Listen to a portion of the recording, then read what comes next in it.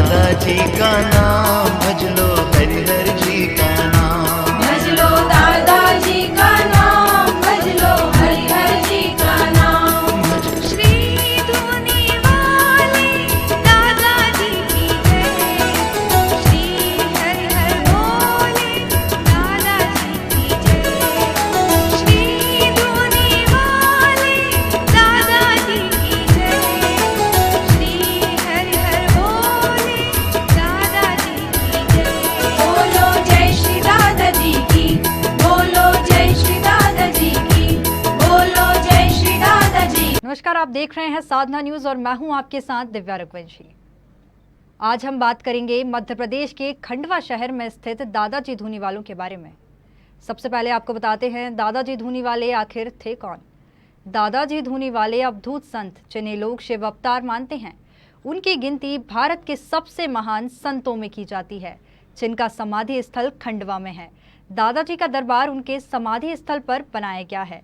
देश विदेश में दादाजी के अनंत भक्त हैं।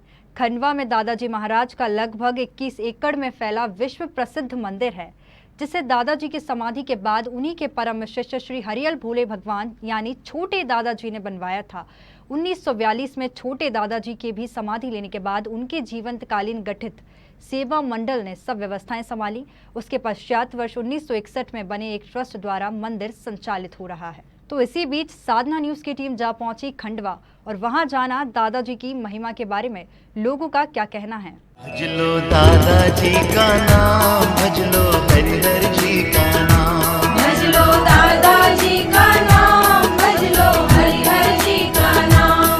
श्री धुनी वाले दादाजी की जय, श्री हरिहर बोले दादाजी की जय।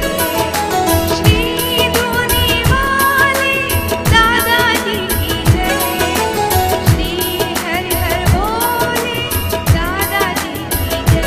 बोलो जय श्री दादाजी की, बोलो जय श्री दादाजी की, बोलो जय श्री दादाजी की। दादाजी की महिमा के बारे में क्या कहेंगे, हमारे दर्शकों को बताइए जरा। दादाजी तो हमारे दादाजी को शिव स्वरूप माना गया है। शंकराचार्य जी की जो परंपरा रही है शिव अवतारी, उनके त्रोटकाचार्य जो हुए थे चौथे शिष्य, वो परंपराओं से दादाजी का सानिध्य रहा है। और वर्तमान में जो दादाजी हुए ये भी शिव अवतारी हुए हैं। तो यहाँ हम लोगों के यहाँ जो भी पूजन विधान छोटे दादाजी के द्वारा निर्मित है, तो इनमें सभी कुछ जो है शिव स्वरूप को मानते हुए दादाजी को शिव मंत्रों द्वारा ही इनका पूजन हवन ये सब चीज़ें मानते हैं। हमारा जो दादाजी का दरबार है ये एक प्रकार से समझो कि सनातन धर्म की त्रिवेणी है। दादाजी बड़े शिव स्वरूप माने गए हैं और छोटे दादाजी को जो है उनको विष्णु का अवतार माना गया है। उनकी तमाम लीलाएँ ऐसे घटित हुई हैं और जो पुरातन भक्त लोग साथ में रहे उनको जो अनुभव हुए जो उनको, तो इस आधार पे और धुनी को जो स्वरूप है वो जगदम्बा का स्वरूप माना गया है।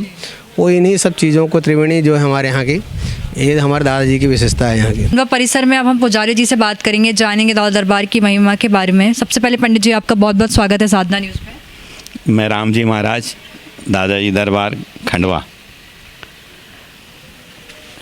पंडित जी आप कब से जुड़े हुए हैं दादाजी से, यहाँ से कब से अपनी सेवाएं दे रहे हैं मंदिर में? मैं काफ़ी समय पहले से जुड़ा हुआ हूँ, लेकिन 25 साल से दादाजी की आरती पूजा सेवा करता आ रहा हूँ। दादा क्या चीज़ है, सबसे पहले मैं आपको ये बताता हूँ। दादा, दादा के ऊपर दादा, दादा यानी दादा के ऊपर कोई शब्द नहीं है, वो दादा है। दादा सर्वोपरि हैं यहाँ, और शंकर अवतार दादाजी को मानते हैं। श्री छोटे दादाजी महाराज को विष्णु अवतार मानते हैं। और दादाजी की आरती पूजा, बड़े दादाजी की शंकर जी की आरती पूजा मंत्रों से होती है और छोटे दादाजी की आरती पूजा विष्णु भगवान के मंत्रों से होती है। दादाजी जो है साईं खेड़ा में सिरसिरी सिंदूक नाम की एक छोटी जगह है, वहाँ से उनकी जानकारी हुई है। उनका जन्म कहीं भी किसी भी व्यक्ति गांव या भक्तों से मालूम नहीं है, वो साक्षात नर्मदा जी से शंकर अवतार है। और सिरसिरी संदूक नाम की एक जो छोटा गांव है, वहाँ से उनकी जानकारी सब गांव वालों को महसूस हुई है। एक नदी बहती है सिरसिरी संदूक नाम में, वहाँ एक बड़ा भारी झाड़ था, वहाँ दादाजी बैठे हुए मिले और काफ़ी दिन वहाँ 2-4 दिन 8 दिन 15 दिन रहे। दादाजी जो है एक दफ़े वहाँ आसपास ग्वाल लोग थे, वो गैयाँ चरा रहे थे, तो दादाजी ने एक ग्वाले को आवाज़ दी कि एक मोड़ा इधर आओ। तो उसको बुलाया, उनसे कहा कि मेरे को ठंडी लग रही है। तो दादाजी ने उस मोड़ा ने कहा कि हमारे पास में कोई अंगार वगैरह जलाने का कोई है नहीं, गांव थोड़ा सा दूर है और हम यहाँ दादाजी की का करिश्मा को वो जान नहीं सका। और आसपास के ग्वाल लोग फिर उनके पास में आ गए। दादाजी के पास में एक कमंडल, एक कंबल मौजूद था और एक चिमटा। मोड़े को आवाज़ दादाजी महाराज ने लगाई। मोड़े से कहा कि मेरे को ठंडी लग रही है। तो उसने कहा यहाँ आग का इंतज़ाम बिल्कुल नहीं है। तो दादाजी ने कहा ये नदी बहरी है, इस नदी के अंदर से ये मेरा कमंडल पानी का भरला। वो ग्वाला गया और कमंडल पानी का दादाजी के लिए लाया। दादाजी ने उस बड़ के झाड़ के नीचे कमंडल से पानी छींटा तो वहाँ आग उत्पन्न हो गई। तभी से चमत्कार। तो दादाजी का बड़ा भारी चमत्कार उन ग्वालों ने देखा और देख करके और आसपास के जो ग्वाले थे थोड़े बहुत वो लकड़ी वगैरह लाए। उसी प्रकार से दादाजी की धूनी उत्पन्न हुई। जब से वो धूनी जलती रहती है अखंड, जहाँ भी दादाजी जाते थे वहाँ धूनी अखंड जलती थी। आरती और धूनी की हवन पूजन होता रहता था। आपने दादाजी की महिमा के बारे में बताया। पंडित जी, अब मैं जानना चाह रही हूँ, यहाँ पे खंडवा परिसर में कितनी टाइम दादाजी की आरती होती है, क्या क्या समय है आरती का? दादाजी की सबसे पहले 4 बजे दादाजी की नर्मदा जल गंगा जल से स्नान होते हैं। स्नान के बाद में टावलों से समाधि को पहुंची जाती है और मंदिर धुलता है, धुनी धुलती है। समाधि पे फिर दूसरी चद्दर चढ़ाई जाती है। चद्दर चढ़ाने के बाद में नैवेद्य लगता है, दादाजी का टिक्कड़ और अचार। और दादाजी की समाधि के ऊपर माला, इस पे टिक्की और क्या ना मालाओं को शोभा से दादाजी की समाधि को सुशोभित करते हैं। उसके बाद में दादाजी के 4-5 बजे आरती होती है। दादाजी की महिमा के बारे में क्या कहेंगे? दादाजी की महिमा तो अपार है। साईकरण से आए थे और यहाँ पर 1930 में दादाजी ने समाधि ली और 1942 में छोटाजी ने समाधि ली और ये सब काम सुचारू रूप से चल रहा है। और जो भी काम में यार जी, हम लगातार यहाँ के स्थानीय लोगों से बात कर रहे हैं। एक जो विषय है वो भर के आ रहा है, मंदिर निर्माण की बात की जा रही है। तो मंदिर निर्माण को आप किस रूप में देखते हैं? तो दादाजी की जब इच्छा होगी, जब बन पाएगा, वो तो सभी प्रयास तो सभी कर रहे हैं। खंडवा परिसर में इस वक्त हम मौजूद हैं। लगातार यहाँ के हमने लोकल दर्शनार्थियों से भी बात करी, जो यहाँ के स्थानीय निवासी थे, उनसे भी जाना दादा दरबार की महिमा के बारे में। वहीं यहाँ पर एक ट्रस्ट भी है, ट्रस्ट मेंबर हमारे साथ मौजूद हैं इस वक्त। सर, आपका बहुत बहुत स्वागत है साधना न्यूज़ में। जय श्री दादाजी की। जय श्री दादाजी की। सर, सबसे पहले आपसे जानना चाहेंगे कि आप दादाजी से कब से जुड़े हुए हैं और दादा दरबार की महिमा के बारे में हमारे भक्तों को बताइए। देखिए, 1965 से मैं दादाजी आश्रम में से जुड़ा हुआ हूँ और 1972 से इस ट्रस्ट बोर्ड का वन ऑफ द मेंबर हूँ, ट्रस्टी हूँ।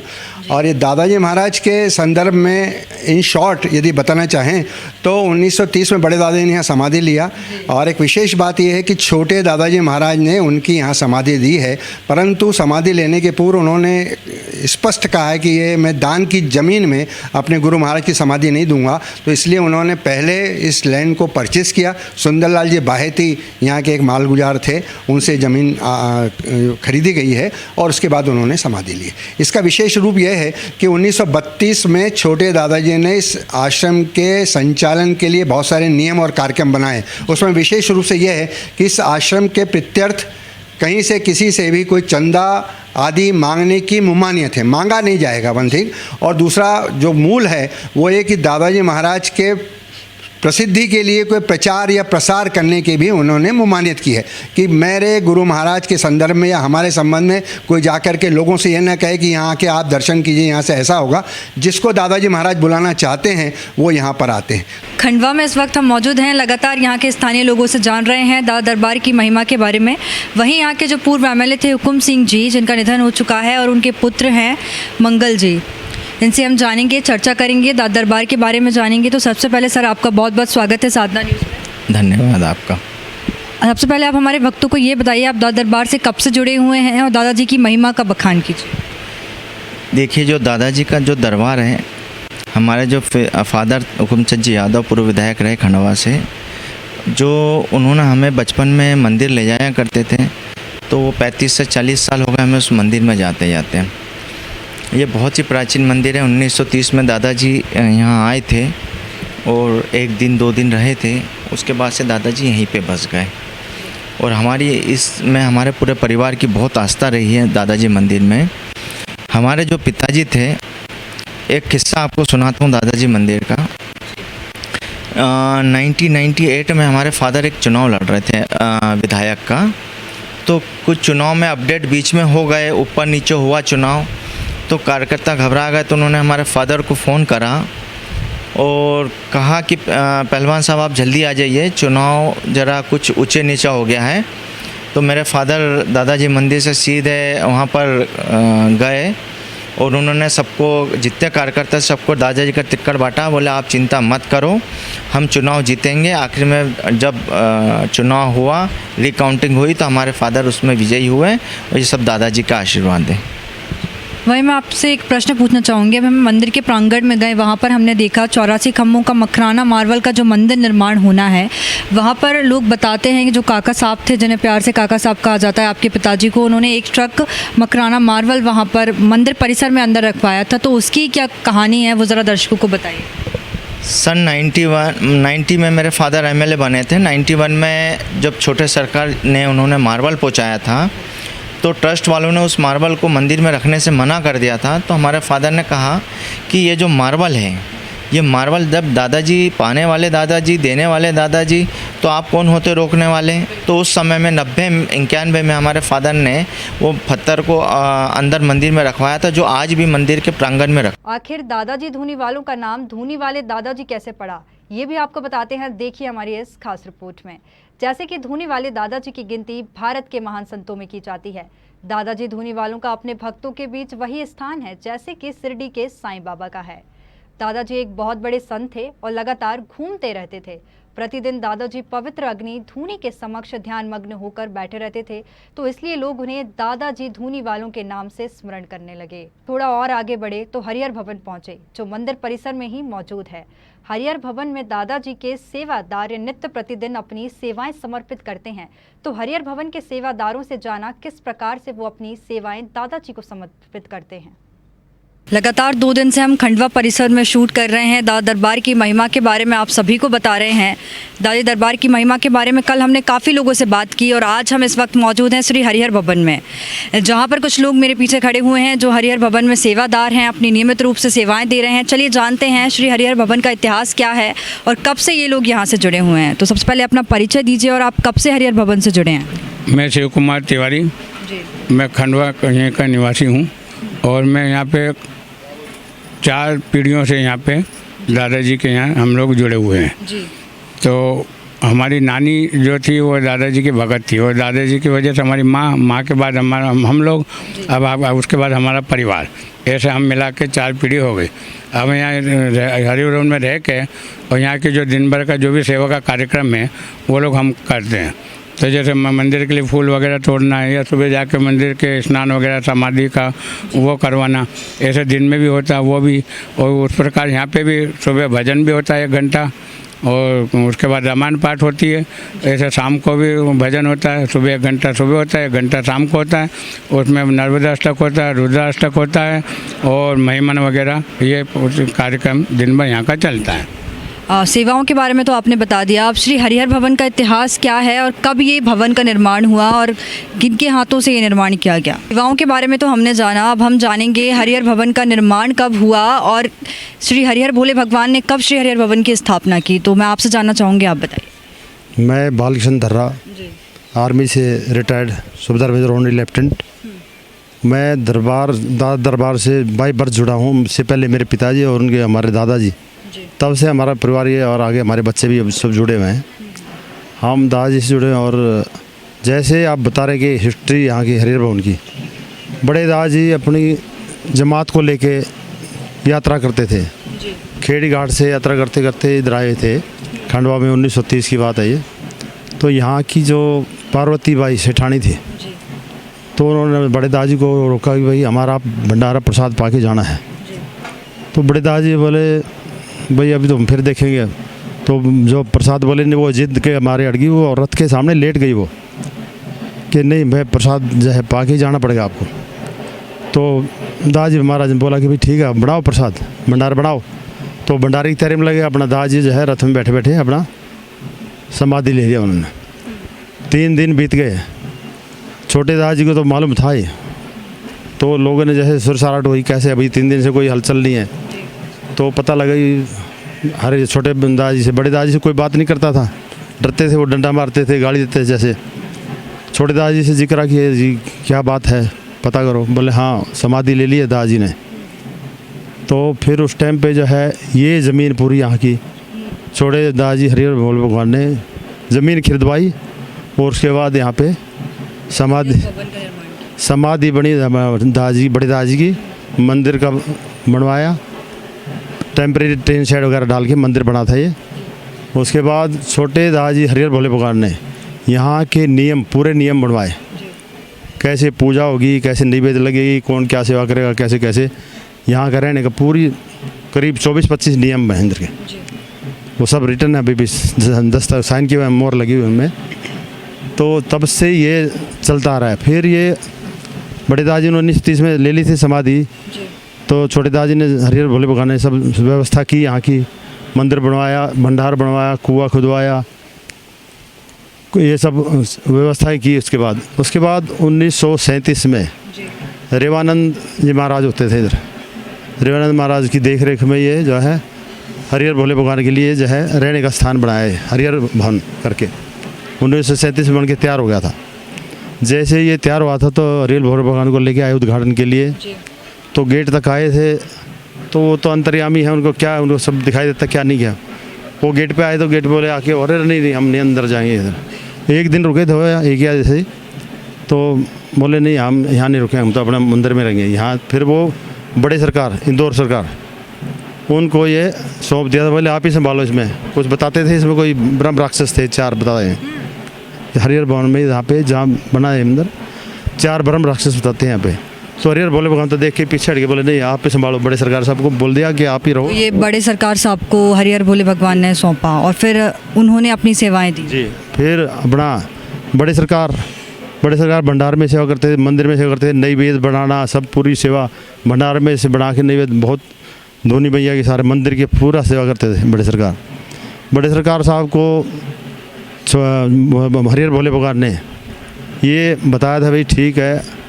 जब समाधि लेने से पहले इलाहाबाद गए थे कुंभ में हरिहर भोले भगवान, उस टाइम बताया था, उस टाइम कोई नक्शा भी बनाया हुआ है कि भाई ऐसे ऐसे 84 खंबे का मंदिर बनेगा इधर।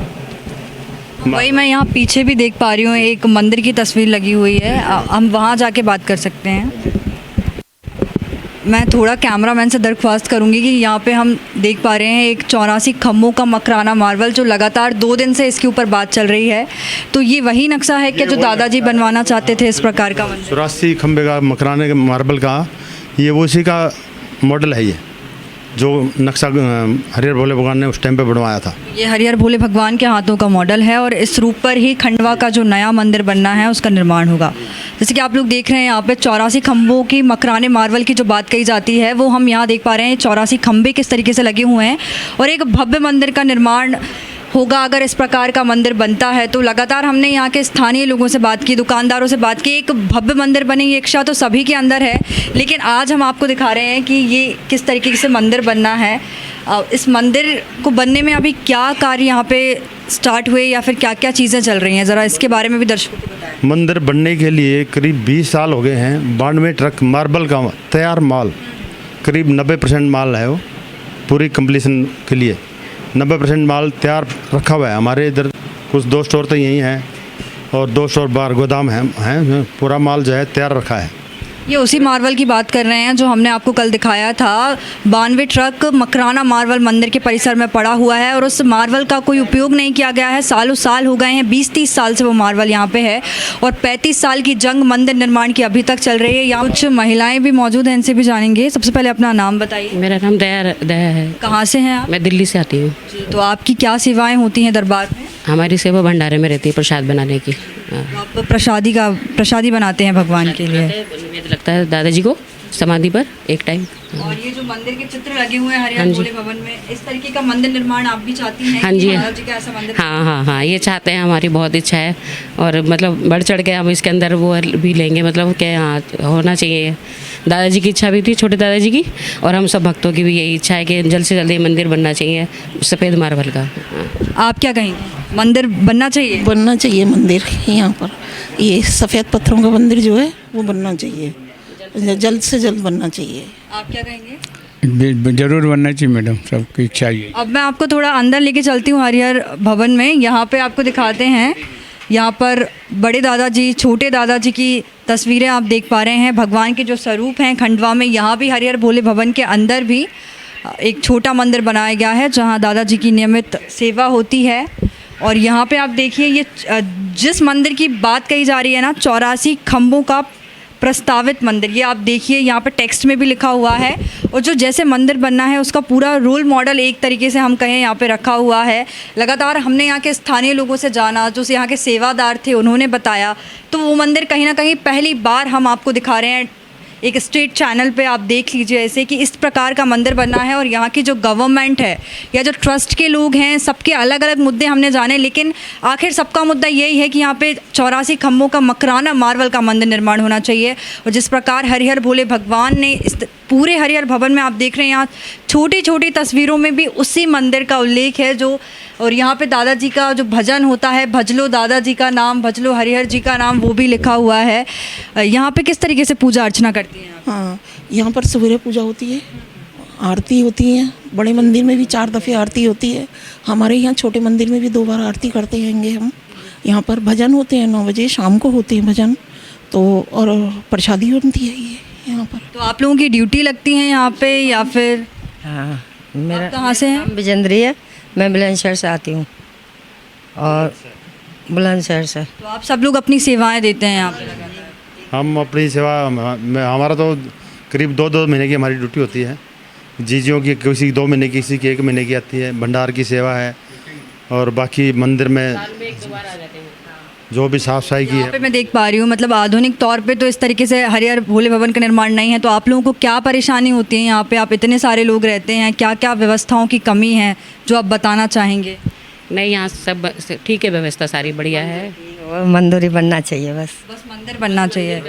देखो इधर जो है अपना छोटे सरकार साहब की तरफ से इतनी अच्छी व्यवस्था की हुई है।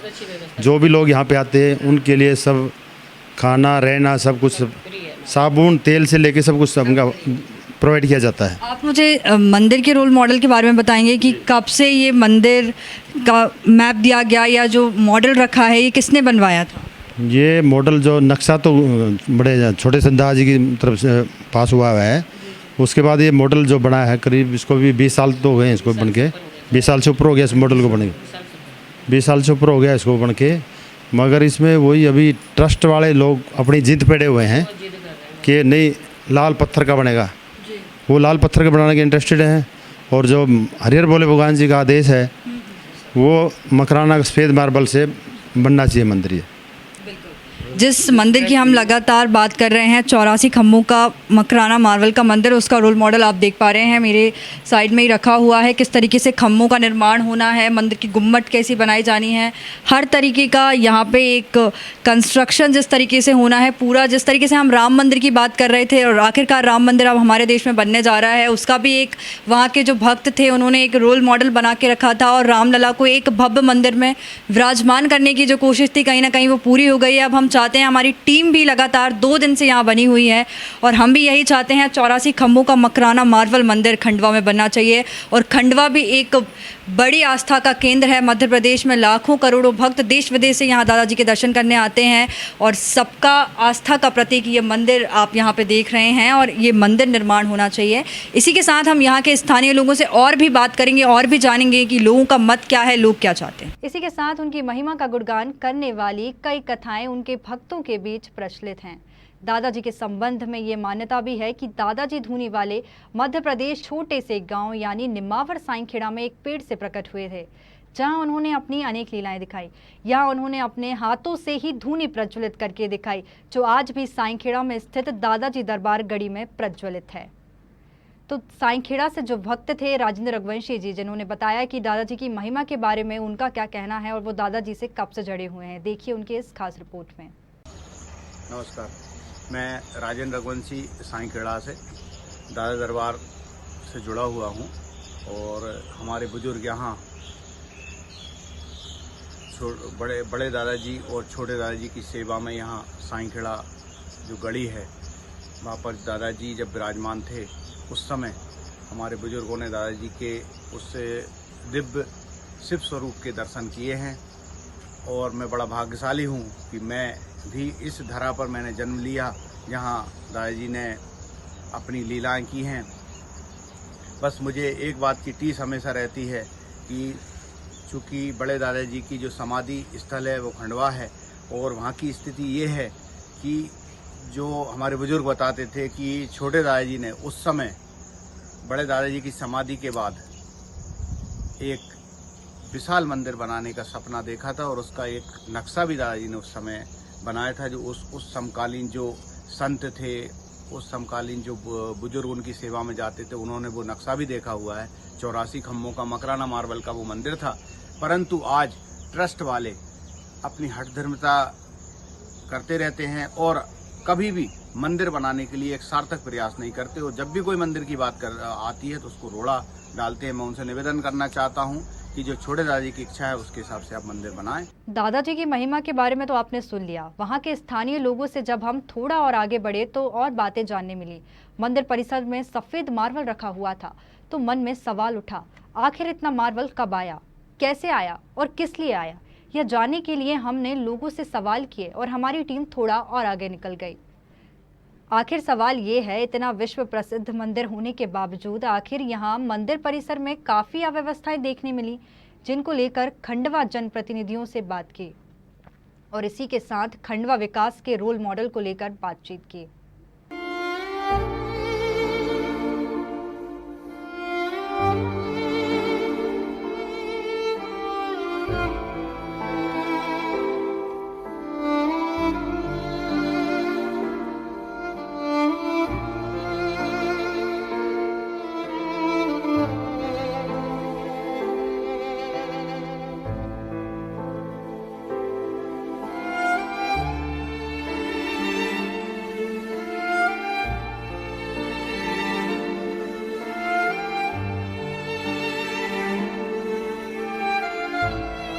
खंडवा परिसर में इस वक्त हम मौजूद हैं। हमने आपको मंदिर का नज़ारा दिखाया, परिसर की जो भी व्यवस्थाएं थी सब दिखाई।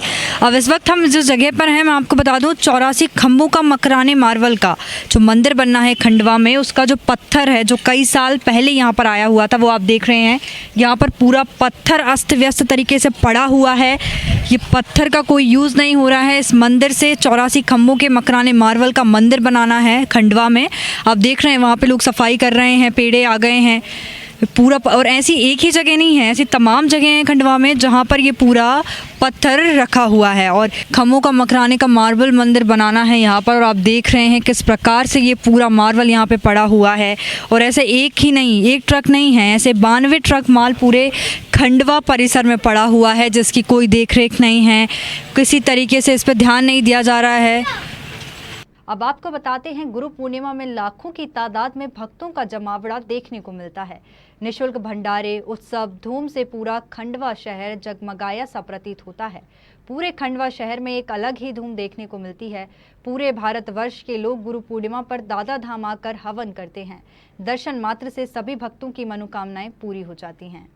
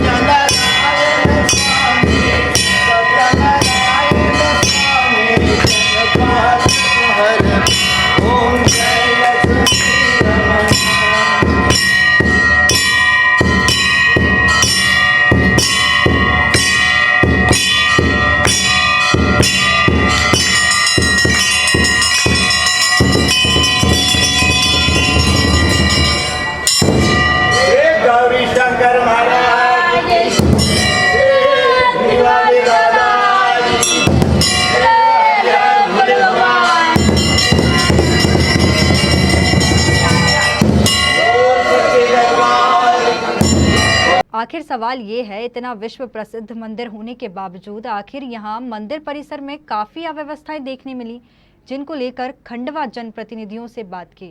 लगातार खंडवा में 2 दिन से हम यहाँ के स्थानीय लोगों से जान रहे हैं, ट्रस्ट वाले लोगों से जाना, मंदिर निर्माण का जो मुद्दा है, 84 खम्भों का मकराना मार्बल का जो भव्य निर्माण होना है खंडवा में, उस पर आज हम बात करेंगे। हमारे साथ मौजूद हैं खंडवा विधायक देवेंद्र वर्मा जी। सर, सबसे पहले आपका बहुत बहुत स्वागत है साधना न्यूज़ में। जय श्री दादा जी की। सर, सबसे पहले मेरा ये प्रश्न है, आप दादा दरबार से कब से जुड़े हुए हैं और अकॉर्डिंग टू यू दादा दरबार किस तरीके से बनना चाहिए और कब मंदिर का निर्माण कार्य पूरा होगा और सरकार के इसमें क्या प्रयास हैं? दादाजी दरबार से हम खंडवा का निवास है और जन्म से ही जुड़े हैं। दादाजी दरबार का मंदिर का निर्माण कब होगा ये विषय नहीं है। निश्चित रूप से आने वाले भक्तों को सुविधाएं बढ़े, साथ ही साथ दादाजी भक्तों का आशीर्वाद, दादाजी का आशीर्वाद भक्तों पर इसी प्रकार बना रहे, खंडवा शहर पर बना रहे। और निश्चित रूप से दादाजी का ही आशीर्वाद है कि आज हमारा शहर और विकास के रास्ते पर आगे बढ़ रहा है, खुशहाली की ओर आगे बढ़ रहा है। लगातार 2 दिन से खंडवा विकास के मुद्दे पर हम चर्चा कर रहे हैं, यहाँ के स्थानीय लोगों से जान रहे हैं मंदिर की क्या राह होनी चाहिए, मंदिर निर्माण में किस प्रकार का भव्य मंदिर निर्माण होना चाहिए। उसी बीच आज हमारे बीच मौजूद हैं पंधाना विधानसभा क्षेत्र से विधायक राम डांगोरे जी। सर, सबसे पहले तो आपका बहुत बहुत स्वागत है साधना न्यूज़ में। जी धन्यवाद। विधायक जी से हम जानेंगे, सर, जो मंदिर निर्माण की बात चल रही है, यहाँ के स्थानीय लोगों का भी कहना है कि यहाँ पे मंदिर का निर्माण होना चाहिए जिससे रोजगार के साधन खुलेंगे, एक बड़ा पर्यटन केंद्र बनेगा, तो इस पर आपका क्या कहना है? कई सारी ऐसी सुविधाएं, हॉस्पिटल सेवाएं, लगभग 99% सेवाएं यहाँ पर जो है निःशुल्क जनता के द्वारा खुद की इच्छा से उपलब्ध कराई जाती है। पूरे देश से श्रद्धालु यहाँ पर आते हैं शीश नवाने के लिए और किसी को भी किसी प्रकार का कोई शुल्क नहीं लगता है यहाँ पे। और रही बात मंदिर विकास की, तो वहाँ ट्रस्ट बना हुआ है और लगातार मांग भी आ रही है कि 84 खम्भों का मंदिर वहाँ पर बनना चाहिए। बहुत बहुत शुक्रिया सर आपका साधना न्यूज़ में बातचीत करने के लिए, बहुत बहुत धन्यवाद। लगातार 2 दिन से हम खंडवा में बने हुए हैं, यहाँ के मंदिर निर्माण को लेकर जो बात चल रही है, यहाँ के स्थानीय लोगों की जो बात थी वो हमने जानी। अब हमारे बीच मौजूद हैं खंडवा के सांसद ज्ञानेश्वर पाटिल जी। सर, आपका बहुत बहुत स्वागत है साधना न्यूज़ में। जी धन्यवाद।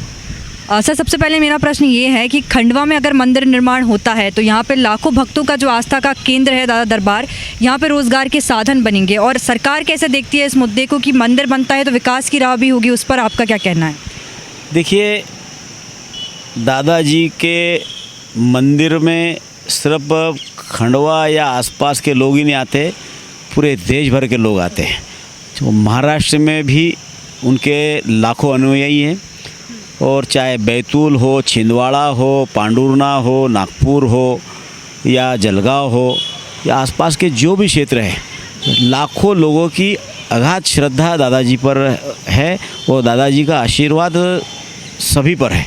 और सभी चाहते हैं कि दादाजी का भी भव्य मंदिर बने, लेकिन हम लोग चाहते हैं कि इनको दोनों पक्ष को बैठाकर कोई रास्ता, हाँ, आपस में बैठकर बातचीत करके कोई रास्ता निकलेगा तो उसमें ज़्यादा आनंद आएगा, उसमें लोगों को भी मज़ा आएगा। जैसे कि सांसद जी ने बताया, ये भी यही चाहते हैं भव्य मंदिर का निर्माण हो, दोनों पक्ष की जो बात कही जा रही है वो आपस में बैठ के कहीं ना कहीं इस मैटर को सुलझाएं, तब जाके भव्य मंदिर का निर्माण हम लोग देख सकते हैं। सर, आपका बहुत बहुत शुक्रिया साधना न्यूज़ से बात करने। धन्यवाद मैडम। लगातार खंडवा कवरेज पर हम 2 दिन से बने हुए हैं, यहाँ के स्थानीय लोगों से जान रहे हैं जो विकास का मुद्दा है यहाँ पर मंदिर निर्माण की, जिस तरीके से बात उभर कर सामने आ रही है।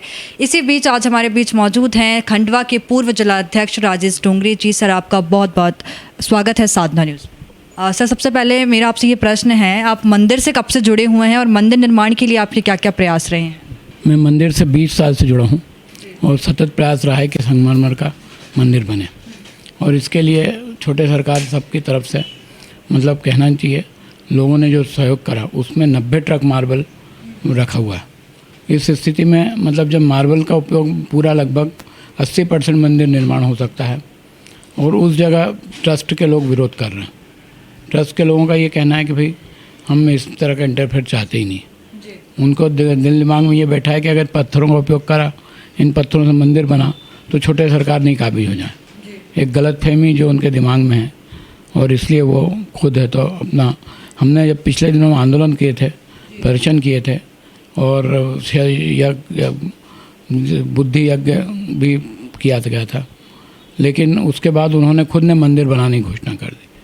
सर, आपका बहुत बहुत धन्यवाद साधना न्यूज़ से बात करने के लिए। राजेश डोंगरी जी से हमने अभी बात की, इन्होंने बताया कि किस प्रकार से मंदिर का निर्माण होना चाहिए और जो ट्रस्टपंथी लोग हैं किस प्रकार की बातें करते हैं, और वो जो बात करते हैं, जो अपनी विचारधारा देते हैं, ऐसा कोई भी स्टे नहीं लगाया गया था। स्टे लगाया गया था तो उसके भी कुछ अपने रीजंस थे, लेकिन ये भी यही चाहते हैं मंदिर का निर्माण हो, खंडवा एक बहुत बड़ा धार्मिक पर्यटन केंद्र बने। इसी के साथ कुछ और लोगों से बात करेंगे इसी चर्चा में। खंडवा में लगातार 2 दिन से हम कवरेज कर रहे हैं, यहाँ की लोगों से जान रहे हैं क्या उनका मत है। आखिर 84 खम्भों का मकराना मार्बल का जो मंदिर निर्माण होना है खंडवा में, उसमें लोगों की क्या राय है, अलग अलग पक्ष से बात कर रहे हैं। इसी बीच देवेंद्र सिंह जी हमारे बीच मौजूद हैं, जो राष्ट्रीय ब्राह्मण समाज के महासचिव हैं। इनसे भी जानेंगे कि ये क्या चाहते हैं। सर, सबसे पहले आपका बहुत बहुत स्वागत है साधना न्यूज़ में। जी, थैंक यू। सर, ये जानना चाह रहे हैं, जो मंदिर निर्माण की बात उभर के आ रही है, जिसमें एक ट्रस्ट है, ट्रस्ट एक अपनी व्याख्या दे रहा है, आप क्या चाहते हैं, मंदिर निर्माण होना चाहिए, कितने जल्दी होना चाहिए? वर्तमान में जो दादाजी के इस मंदिर को 3 ट्रस्ट जो हैं अलग अलग से संचालित करते हैं। एक जो है पुराना ट्रस्ट है, इसमें नागौरी जी उसके अध्यक्ष हैं, एक कोमल भाऊ जी जो है, मदन भाऊ जी वो उसको देखते हैं, और एक जो है छोटे सरकार जी का ट्रस्ट है। ये तीनों ही ट्रस्ट जो हैं उस दादाजी के मंदिर में सेवा अर्चना करते रहते हैं। और सबसे बड़ी बात क्या है कि इनके तीनों के आपस में सामंजस्य न बैठने के कारण मंदिर निर्माण अभी तक नहीं हो पाया। और खंडवा की जनता, मैं ही नहीं, खंडवा की जनता भी और आसपास के जो श्रद्धालु हैं, जो जिनकी आस्था दादाजी के प्रति है, उन सबकी इच्छा यही है कि शीघ्र अतिशीघ्र जो है मंदिर निर्माण हो।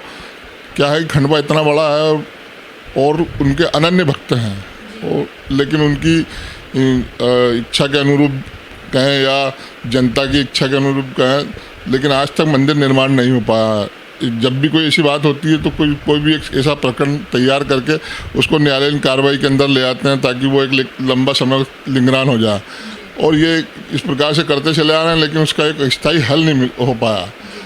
अब सबसे स्थिति ये है कि इसमें कम से कम बीच में पूर्व मुख्यमंत्री जो कमलनाथ जी हैं उनने भी हस्तक्षेप किया था, उसके पहले जो थे दिग्विजय सिंह ने भी किया था, अभी वर्तमान में शिवराज सिंह चौहान और खंडवा के दोनों विधायक जो हैं उन्होंने भी इस बात की मांग को लेकर उठाया कि भाई मंदिर निर्माण होना चाहिए।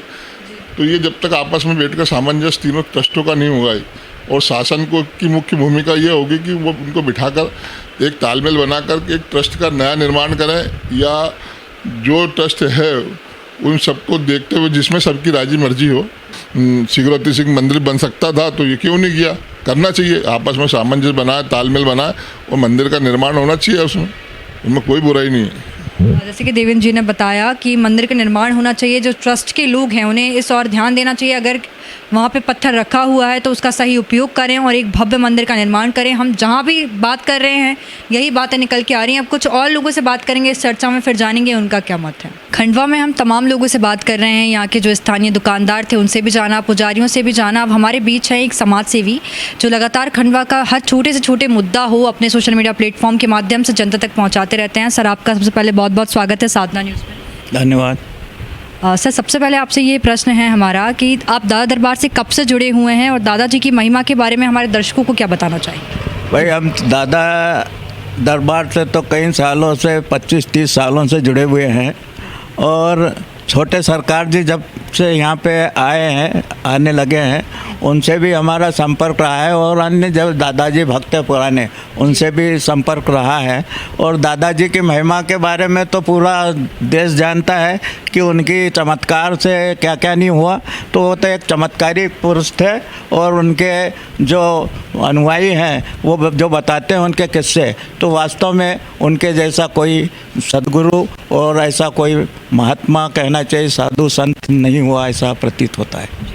वास्तव में काफ़ी तेज़ी से एक अभियान भी चलाया गया था मध्य प्रदेश में, जिस पे काफ़ी लोगों के साइन हुए थे, जो मंदिर के ट्रस्ट के लोग हैं, बाकी जो मध्य प्रदेश से जो भी दादाजी में आस्था रखते हैं, दादाजी के जो भक्त हैं, और लाखों करोड़ों के भक्तों की आस्था का केंद्र हमारे दादा दरबार खंडवा का जो मंदिर है, मंदिर निर्माण का मुद्दा इन सब में उठ के आ रहा है। आप काशी विश्वनाथ कॉरिडोर देख लीजिए, उज्जैन की बात कर लीजिए, या फिर वैष्णो देवी का प्रांगण देखें, वहीं पे महाराष्ट्र में शिरडी वाले साईं बाबा का दरबार देखें, सब कहीं एक भव्य रूप से परिसर बन के तैयार है।